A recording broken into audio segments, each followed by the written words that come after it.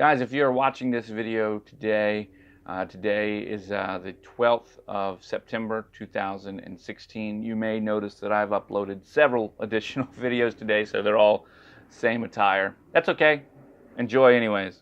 Guys, I'm Robert Hamm with RobertHammPhotography.com. You can find me over on Twitter at RobHammPhoto. You can even find me on both Facebook and YouTube at /RobertHammPhotography. Today, I want to talk to you about film speeds, ISOs, and why they're important. Today I got in a camera, the Olympus 35RC. You guys will know I'm very excited about this camera. I'm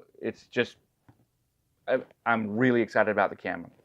The nice part is the camera is a manual camera, meaning it does not require a battery. The battery only runs the light meters. And if you recognize also, I've been shooting different film cameras quite a bit lately. And so one thing that I think brings film and digital together more than anything else is ISO. And I'm not talking about taking the photos. I'm talking about ISO. The fact that the industry has decided to generally keep ISO ratings the same or very close to the same as what they were as that line has developed from DIN numbers, ASA numbers, ISO numbers, and even to digital. When you've got a digital camera, you can come over here and you can flip, you can change your ISO at will. You can have whatever ISO you want that your camera is rated at. And that ISO is what is rating your film speed and saying how sensitive to light your sensor or film is. So on a film camera, you don't have the opportunity to change this once you put the film in. Okay? That's it. You just have one speed of film. Now, without going into too much detail, you can push and pull film. You can take film that's rated at an ISO of 200 and put it in there and shoot it at an ISO of 400, or pull it and shoot it at an ISO of 50 if you want to. That's important for the camera's meter because it allows the meter to read and determine an exposure for the film. But if you're shooting manually, you can shoot it whatever you want and then just make that decision yourself to push or pull.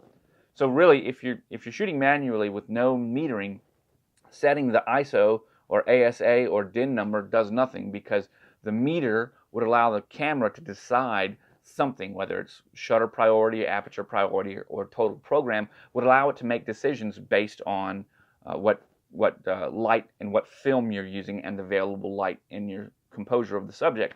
But when you're shooting manually, it doesn't matter. So when you've got no meter going on for you, the fact that shooting today on a digital camera still holds quite a bit of similarity to shooting with regular film when you consider the fact that you have to choose an ISO. Now, some camera manufacturers like Fuji kind of cook their ISOs a little bit. They've been shown to be 1/3 or 2/3 or even a full stop slower than what the ISO would be rated at on other cameras. And I think that's an important deviation that Fuji's making, and important for the wrong reasons. The fact that you should be able to go out, if you shoot manually on your digital camera and you have a good working understanding of the relationship between your film speed, your ISO, your shutter speed, which freezes motion, and your aperture, which gives you depth of field, then you should be able to pick up a film camera and, using that same understandings, work the camera very similarly that you would work your digital camera. And so keeping ISOs the same, keeping them so that they're relevant from one standard all the way across the board, bridging from film to digital, means that things like shutter speed and aperture, which have stayed the same because they have to stay the same. 1/500th of a second can't change. It has to be 1/500th of a second, whether it's digital or film. And aperture is a relationship of how wide a lens can open, the iris can open, based on its focal length. That's what it is. That's aperture, and you get an F number or a ratio, 2.8 or 1 or 4.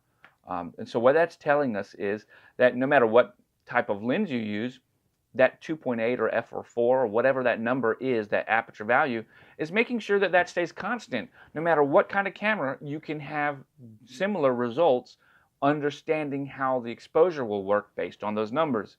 So maintaining digital as well as film consistency with ISO from film and digital is very important. Okay, so that means that maintains the relevancy of shooting film cameras specifically because it makes the manufacturers, forces them to continue to stay stuck to stringent guidelines. Otherwise, a film manufacturer could they could say that you're shooting at an ISO of 400, but really be shooting at an ISO of 50 in order to give you really, really low noise. And then people could look at that and say, wow, oh, that your camera at 400 is better than this camera at 400. Well, it really wasn't about that. That was just marketing. The only thing that actually does to the film industry, for me, to photography, is it makes it more difficult for someone that would want to shoot a film camera to come over and shoot film. Because when you change the standard, then the standard's no longer a standard. So I just wanted to talk about that a little bit today. I thought that it's really important, and I enjoy that I can go out and shoot this camera because they are so very similar. One stop, 1/3 of a stop, 2/3 of a stop can be a little bit much, but it's not a lot in the big scheme of things. I don't know which cameras out there are the most reliable as far as to film ISO ratings, but I do know that when I was looking into buying my Fuji, DP Photo had a big report on how Fuji cooks their ISO speeds a little bit. But because I know that, you see, I was able to make a very well-educated decision. And I didn't buy the camera because of specific ISO. I bought the camera for other reasons. It fits my shooting style. Just like this. I didn't buy the camera for specific film or shutter speeds. I bought it because this fits my style. And understanding how this fits my style and my passion and the way I want to shoot allows me to be able to shoot with this the way that I like to. So guys, once again, hey look, I hope that you've enjoyed this. I hope that you have found it relevant. Go ahead and smash that like button if you enjoyed it. Smash the dislike button twice if you didn't. I'm Robert Hamm with RobertHammPhotography.com. You can find me on Facebook and Twitter. You can find me on YouTube. You can find me pretty much anywhere. Guys, I hope that you've enjoyed this video, and don't forget to like and subscribe. Keep shooting, my friends.